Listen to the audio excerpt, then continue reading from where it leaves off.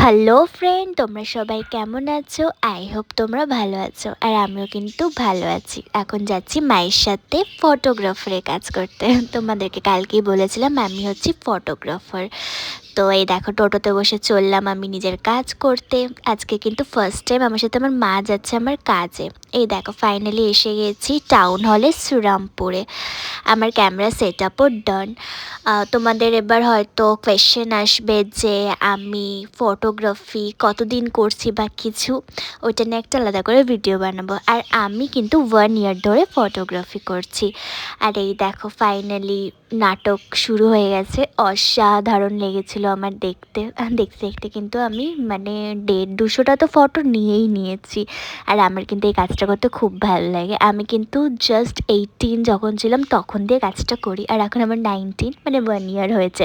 তো তোমরা আমাকে আরও সাপোর্ট করো, আরও আশীর্বাদ করো যারা বড় আছো, যাতে আমি এই কাজটাকে আরও এগিয়ে নিয়ে যেতে পারি।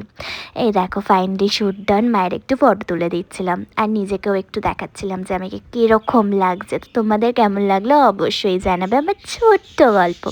এই যেটা হচ্ছে আমার আঙ্কেল যে আমাকে ট্রেনিং দিয়েছে। ফাইনালি বাড়ি যাওয়ার পালা। শ্যুট কমপ্লিট হয়ে গেছে। টানা 2 ঘন্টা দাঁড়িয়ে থেকে আমার তো অবস্থা একদমই খারাপ। তো চলো আজকের মতন টাটা, বাই বাই সবাইকে।